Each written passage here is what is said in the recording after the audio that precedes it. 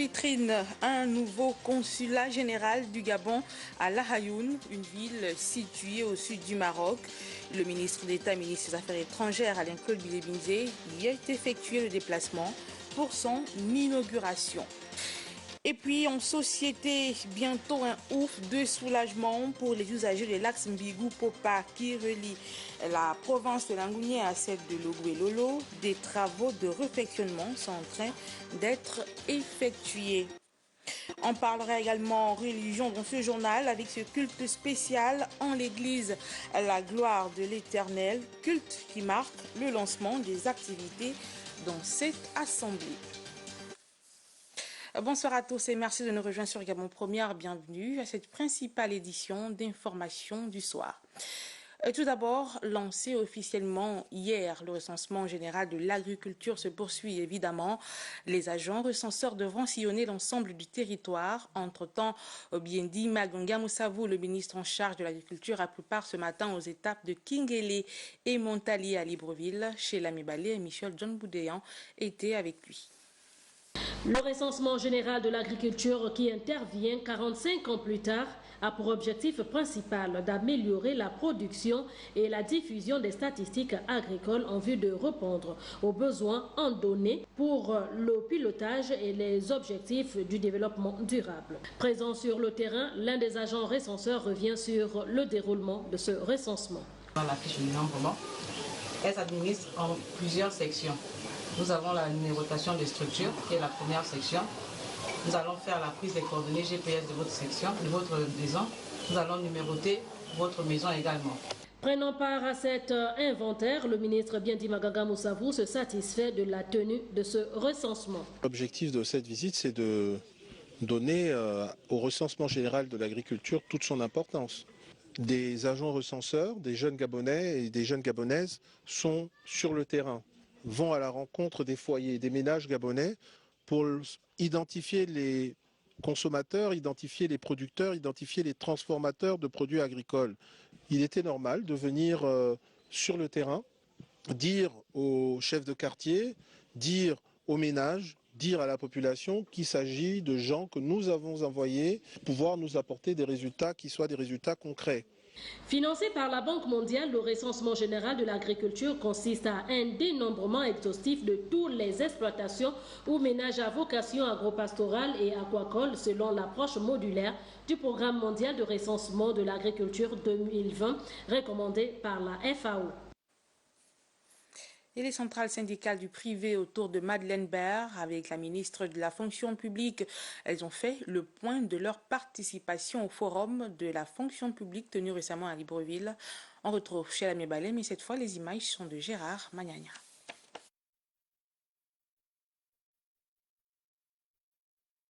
Le secteur privé a permis aux uns et aux autres d'être édifiés sur certains points. Conviée à ces échanges, la COSIGA appelle l'État à réguler l'activité syndicale. Il faut savoir avec qui on discute. Il ne suffit pas d'être une entité organisée pour s'appeler syndicat. Donc le gouvernement doit déjà savoir qui vient s'asseoir à sa table pour éviter des malentendus. Ce qui nous a été rapporté, nous, à la base, c'est qu'il n'y avait pas de négociation et que les carottes étaient cuites. Or là, il nous a été rapporté qu'un travail de fond a été fait. Il y a un travail tripartite et qu'il va être discuté après avoir consolidé l'ensemble des propositions de toutes les parties. Pour le secrétaire général de la CPG, il est temps que la problématique liée au marché du travail soit abordée. Madame le ministre a tenu à faire avec nous le point sur le code du travail et nous a également exprimé les attentes du ministère de l'Emploi et du Travail à l'égard du secteur privé pour qu'on puisse lui exprimer les attentes du secteur privé en matière de travail, non seulement en tant que source de revenus, mais en tant que facteur de production. Pour le ministre, cette rencontre est le prolongement du dialogue social prôné par le gouvernement. Il s'agissait de planter le décor, de demander à ses partenaires d'exprimer les enjeux du secteur privé dans l'emploi. Et nous avons échangé effectivement sur la réforme du Code du travail qui n'est, contrairement à ce qui en est, pas encore adopté au niveau du gouvernement. Nous avons recueilli les contributions du secteur privé, du patronat et des travailleurs Nous sommes actuellement en train de l'enrichir avec les contributions du gouvernement. Les discussions ouvertes avec le secteur privé vont permettre au gouvernement de recueillir les avis de l'ensemble des travailleurs. En diplomatie, on parle de l'inauguration récemment du consulat général du Gabon à Lahayoun, au sud du Maroc, par le ministre d'État, ministre des Affaires étrangères, Alain-Claude Bilebindé. Une cérémonie qui s'est déroulée en présence de son homologue marocain, Patricia Lidimolé et Sandy Adzabé étaient également de la partie. Coupure de ruban symbolique pour marquer cet événement à Lahayoun, ville située au sud du royaume chérifien. L'inauguration du consulat général du Gabon dans cette ville marque une nouvelle étape dans les relations que le Gabon et le Maroc consolident chaque jour. Et c'est également dans cette optique que la coopération dans les domaines économiques et commerciaux ont aussi été évoquées entre les deux pays frères. Nous sommes venus au nom du président Ali Bongo Ondimba, président de la République gabonaise, chef de l'État, témoigner et manifester le soutien et la solidarité du peuple gabonais, du gouvernement de l'État, au royaume du Maroc et à Sa Majesté le roi Mohamed VI. Nous sommes ici au Maroc et le Gabon entretient avec le royaume du Maroc des relations qui sont singulières, qui sont particulières, qui sont étroites.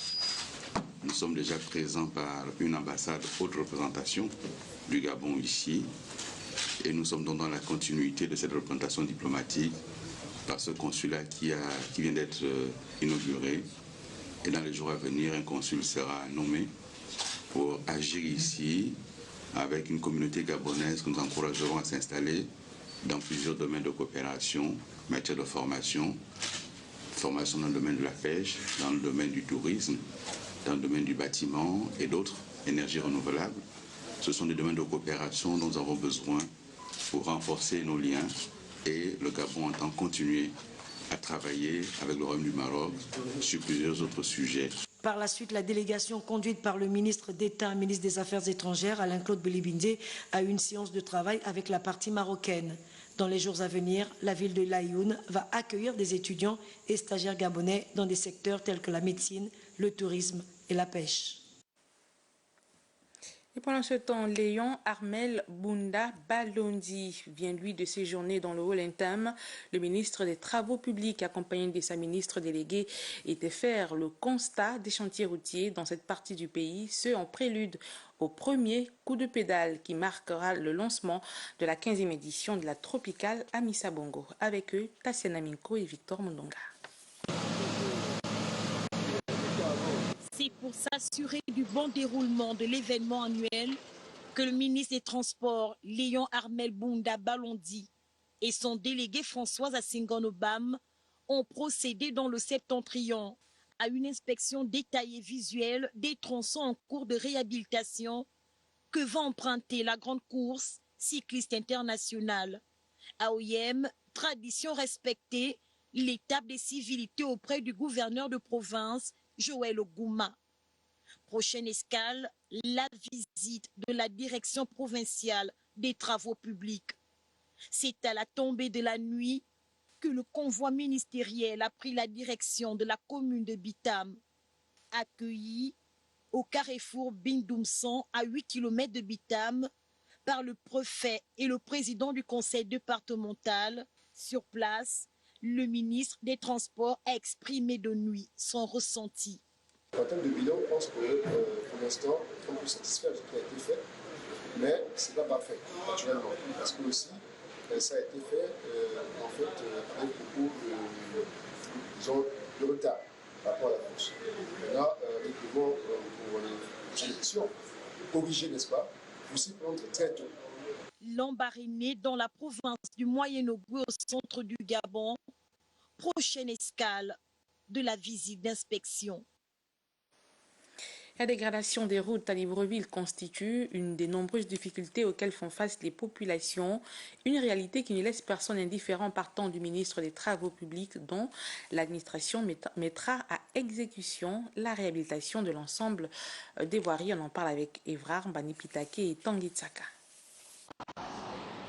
La dégradation avancée de certaines artères principales de la capitale gabonaise demeure une véritable préoccupation pour les usagers. C'est le cas ici, non loin de l'échangeur de Nzengayong, où la chaussée est en train de se dégrader. Pour les personnes qui habitent à côté, cela présente vraiment un très grand danger pour eux parce que si un véhicule passe au-dessus de lieux, ça peut automatiquement être renversé et se trouver sur la toiture des maisons. Le scénario est quasiment le même au carrefour La Fopie et aux abords du 16 cité Damas, dans les 4e et 5e arrondissements de la commune de Libreville. Ce trou-là existe là depuis des décennies. Il faut qu'il y ait mort d'homme pour qu'on puisse venir intervenir, faire des travaux. J'interpelle les autorités compétentes à pouvoir prendre la chose en main et prendre leurs responsabilités pour que les choses se fassent de manière fiable. Et pourtant, la réhabilitation des voiries de nos villes figure en bonne place parmi les grands chantiers de la politique sociale du gouvernement. Il faudrait, dans le premier temps, avoir une opération prioritaire pour résorber tous les points noirs à l'effet de rétablir le trafic sur tout le territoire national. D'abord. Ensuite, n'est-ce pas, on aura des programmations annuelles et pluriannuelles. Ces programmations seront donc réalisées d'une part par la régie, d'autre part par les PME. Des dispositions sont en train d'être prises par les autorités compétentes pour doter notre pays d'un réseau routier fiable. Dans le même couloir, on y reste le tronçon Bigou-Popa reliant les provinces de l'Angounié et de Logouelolo en pleine cour de jouvence. Entre réfection de certains ponts endommagés et construction des autres, l'aménagement de la chaussée entre autres, tout y est pour soulager les usagers de ce taxe routier, une œuvre à mettre à l'actif du député du premier siège du département de la Boumi-Lueti. D'ailleurs, cette voie, Lariska Lormamengi et Bertin Osaga l'ont empruntée pour nous. Cette route d'un linéaire de 75 km reliant Mbigou au district de Popa est impraticable depuis près de 30 ans. Les ponts qui traversaient les différents cours d'eau étaient en piteux état, rendant impossible l'accès aux véhicules. Écoutant les cris de détresse des populations, le député du premier siège du département de la Boumi-Lueti a entrepris des travaux de réfection à fonds propres. Lorsque les populations m'obligent d'être leur porte-étendard à l'Assemblée nationale, j'ai plus le problème à bas-le-corps. Je fais la politique du Senghé Kamal président, donc le chef de l'État. Je ne vois pas pourquoi je garderai mes économies. Je suis obligé de les utiliser au bénéfice des populations. Ce n'est pas mon rôle, oui, c'est vrai, mais que voit un député qui ne s'arrête qu'au niveau du vote des lois. Les intellectuels, vous comprendrez, mais au niveau des populations, on ne comprendra jamais pourquoi les routes ne sont pas faites alors qu'ils ont leurs députés. Dans cette partie à cheval entre la province de l'Angounié et celle de Logouelolo, les malades, les accidentés et même les victimes d'attaques de bêtes féroces étaient transportés sur le dos, à défaut d'une brouette, pour allier une structure hospitalière. La route était mauvaise, mais là on est contente de voir la route. Si on fait le manioc, c'est bon pour amener maintenant dans la voiture. Nous saluons sincèrement le travail du député Syriac Pukundi, qui n'est encore d'ailleurs qu'à ses débuts, il n'est qu'à sa première année, donc nous pensons qu'il ne va pas s'arrêter par là. Une fois totalement réfectionnée, cette voie devra aussi faciliter les échanges commerciaux entre l'Angounié et Logouelolo, donc apporter un développement. Le conflit homme-faune, toujours d'actualité. Les populations, du moins les agriculteurs de la commune de Vendo, ne sont nullement épargnés de ce désagrément. Pour trouver des solutions à cette problématique, une étude de terrain a été menée dans cette partie de la capitale. D'ailleurs, le rapport de cette enquête vient d'être remis aux représentants du Conseil économique, social et environnemental. Les détails avec Rita Abogendon et Michel John Boudéan. Le maire de la commune de Vendo, Jeanne Bagou, a remis aux représentants du Conseil économique, social et environnemental le rapport des travaux effectués sur les difficultés que rencontrent les populations de sa circonscription. Au vu du travail abattu sur le terrain, le conseiller du CIS exprime sa reconnaissance. C'est une mission institutionnelle. Il est demandé tous les ans au Conseil économique, social et environnemental de faire le recueil des attentes des besoins des populations. Nous sommes satisfaits du travail qui a été fait. Nous allons dépouiller tout ça, mais je pense que c'est une première mission qui a été faite l'année prochaine, cette année en 2020. Nous devons encore nous appesantir sur ce recueil. Donc, ces problèmes vont être encore vus sous un autre angle parce que au niveau de l'estuaire, peut-être au niveau du 2e arrondissement d'Ovendo, ils ont un problème là-bas au niveau des plantations avec les singes mandrilles qui dévastent les plantations de bananes. Bon, c'est vrai que le phénomène n'est pas amplifié comme cela se voit ailleurs, mais quand même c'est déjà un début. Le bien-être des Gabonais reste une préoccupation majeure pour le président de la République, Ali Bongo Ondimba, qui place au centre de ses objectifs la préservation de la biodiversité, de la faune et de la flore au rang de ses priorités. Et suite à la disparition mystérieuse d'un enfant âgé de 3 ans dans le département d'Untem, nous sommes dans la province du Volontaire, le procureur d'Oyem tient à rassurer sur l'ouverture d'une enquête. Il est au micro de notre correspondant. Dans la journée du 13 janvier 2020, le parquet de la République était informé par l'antenne départementale de police judiciaire de l'État de la disparition d'un enfant de sexe masculin nommé Abagangwa Anderson, âgé de 3 ans, au village Abel Eba dans le district de Bikondo. Immédiatement informé, j'ai donné des instructions aux fins de l'ouverture d'une enquête et d'étendre les investigations au-delà du département d'Untem. Ces investigations se poursuivent actuellement sur l'ensemble du territoire national grâce aux messages radio transmis aux unités compétentes. À cet effet, je tiens à rassurer la famille et les populations que tout est mis en œuvre pour retrouver non seulement l'enfant disparu, mais également les auteurs de cet acte. Je demande par conséquent aux populations et à la famille du disparu de garder le calme et d'apporter leur collaboration à l'enquête en cours. Bien évidemment, le parquet de la République informera les populations et la famille sur l'évolution de l'enquête au fur et à mesure. Je vous remercie. Et du 20 au 29 janvier prochain se tiendra à Libreville et simultanément dans les autres capitales provinciales un séminaire dont la thématique portera sur la collectivité locale face aux défis de la décentralisation territoriale, connaissance et appropriation des outils de bonne gouvernance locale. Des assises qui seront organisées par les différents conseils départementaux et au directeur du ministère de l'Intérieur de nous situer sur les enjeux de ce rendez-vous. Il est au micro de Claude Kabougila, j'y arrivé, Gérard Magnagna.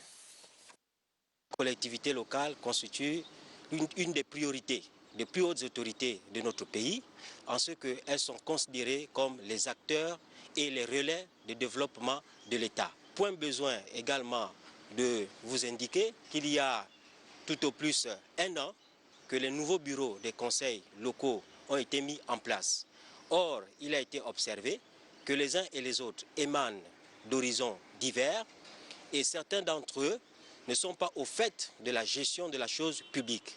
C'est dire tout l'intérêt du présent séminaire qui va nous permettre, entre autres, de vulgariser les dispositions de la loi organique IMBA 2014 du 15 juin 2015 relative à la décentralisation, de mettre à leur disposition l'ensemble des outils nécessaires à une gestion performante des conseils locaux et plus singulièrement permettre à la Commission nationale des typés de vulgariser à son tour l'ensemble de ces activités constitutives donc des composantes du projet de développement des infrastructures locales. Ce séminaire verra la participation d'un ensemble d'acteurs, les experts des autres départements ministériels, dont le ministère de l'économie et des finances, qui auront à entretenir les uns les autres sur un certain nombre de questions se rapportant notamment au marché public, au budget et à la comptabilité des collectivités locales. En politique, Julien Koribeka-Lé, en sa qualité d'élu du 1er arrondissement de la commune de Ntoum, a récemment communié avec sa base électorale des retrouvailles pour fêter à leur manière l'entrée dans l'année 2020. Yves Oyono était de la partie. L'honorable député élu du premier arrondissement de la capitale du Komomonda vient partager des moments inoubliables mais habituels avec les populations de son siège afin de partager un repas à l'occasion du Nouvel An. Nous sommes au mois de janvier. C'est le mois des congratulations pour nous souhaiter les vœux pour l'année nouvelle. Léandre Zuel, l'édile de Libreville, le ministre Michel Menga sont présents et bien d'autres. L'année 2020 s'annonce incertaine. Il n'y a que Dieu qui connaît ce qu'elle nous réservera. En sa qualité d'élu, l'actuel Premier ministre est venu souhaiter une bonne et heureuse année à ses électeurs, tous filles et fils du Komomonda. Nous avons voulu nous rassembler tous ensemble, dans une famille plus élargie.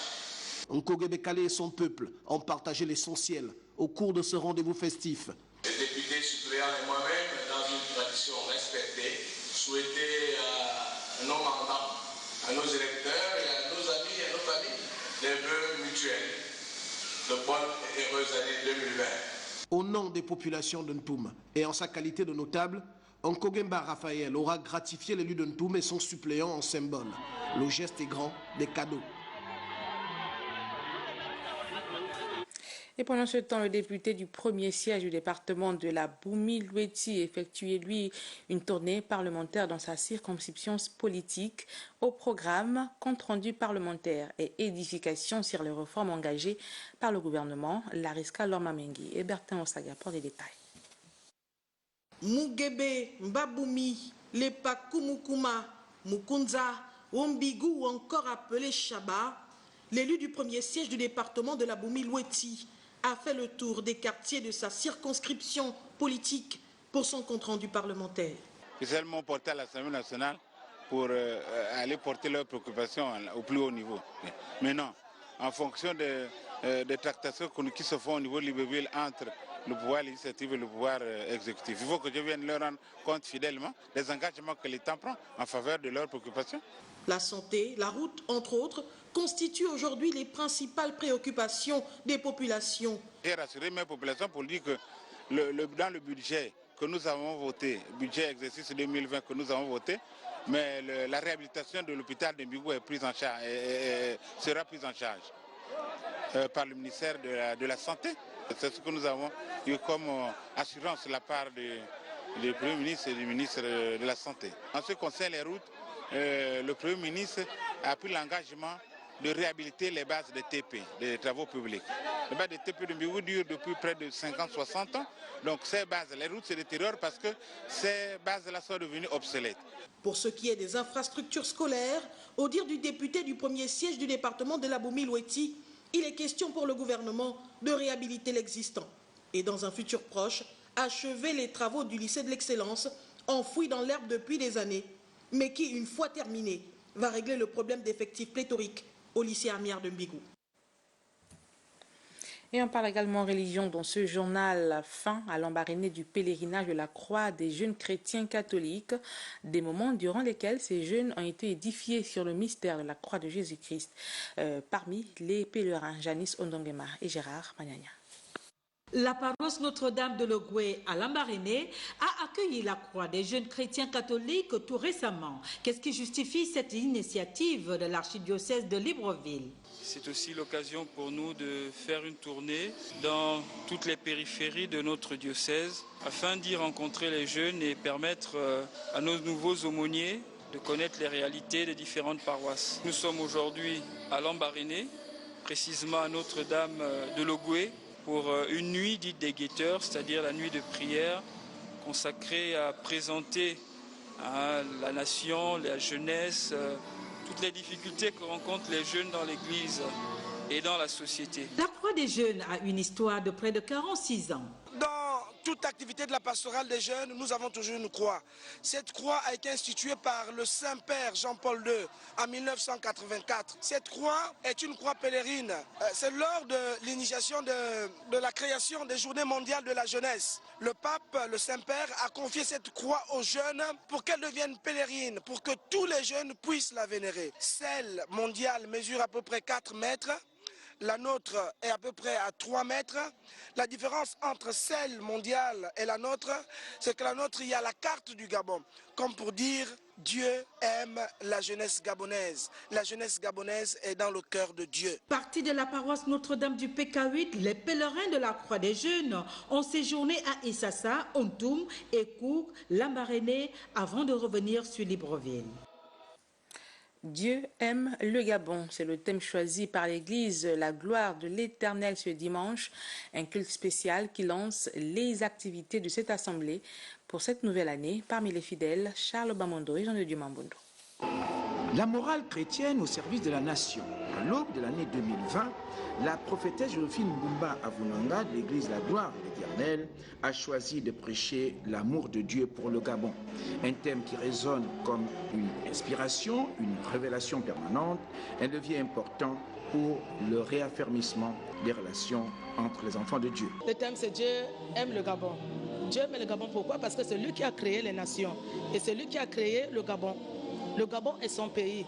Alors nous pouvons voir dans Genèse chapitre 1, nous pouvons voir que Dieu a créé toutes les nations et il veille sur ces nations. En réalité, c'est que ce thème véhicule un véritable message, source d'énergie et de perspicacité pour les décideurs qui déjà à la tâche sont appelés à faire davantage pour le bonheur du Gabon et de ses habitants. Dieu a un message pour le peuple gabonais. J'ai reçu un message venant de la part de Dieu en tant que sa servante.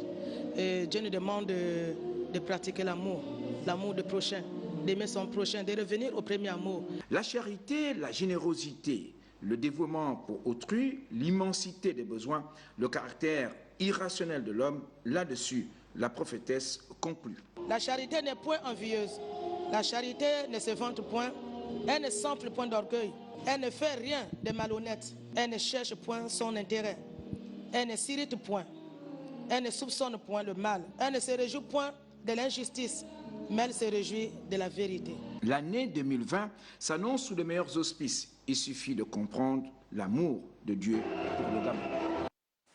Et pour la boucle, on parle de ce séminaire organisé ce week-end par la Fédération gabonaise de football à son siège. Consolider les acquis et renforcer les capacités de ses collaborateurs. C'était tout le sens à donner à cet atelier. Boris Mvé, Arnaud Mengue. C'est dans cette optique que la Fédération gabonaise de football a organisé un atelier de formation dans ces locaux. Renforcement des capacités sur le plan financier, renforcement des capacités sur le plan administratif et sur le plan technique. Nous voulons nous arrimer à ce que la FIFA et la CAF exigent aux associations membres qui sont les fédérations. C'est pour cela que nous avons jugé utile qu'avant le lancement de toute compétition, de toute activité au sein de nos démembrements, il était opportun qu'ils viennent pour essayer de se ressourcer. Responsables provinciaux et autres s'accordent à dire que le dit séminaire est une initiative louable et bénéfique dans l'exercice de leurs fonctions. Cela nous a permis de faire part au cours de ce séminaire de toutes les préoccupations et des lacunes par rapport à certaines informations concernant le déroulement du football en général. Et au cours de ce séminaire, les participants qui ont pris part à ce séminaire étaient en général les présidents, les directeurs généraux, les directeurs techniques provinciaux et les trésoriers. Espérons que ce séminaire de renforcement de capacités a offert des outils nécessaires aux responsables du sport roi dans notre pays. Et voilà qui marque donc le clou de cette édition d'information. Messieurs, dames, toute l'équipe d'antenne conduite par Cheikh Koumar Ikapi se joint à moi pour vous dire merci à vous qui avez été nôtres tout au long de ce week-end. Sachez que votre fidélité nous honore. Prochain rendez-vous avec l'actualité 23h. Wilfried Pigavouamba se fera le plaisir d'être chez vous. Moi, je vous souhaite d'ores et déjà un excellent début de semaine et à très bientôt sur nos antennes.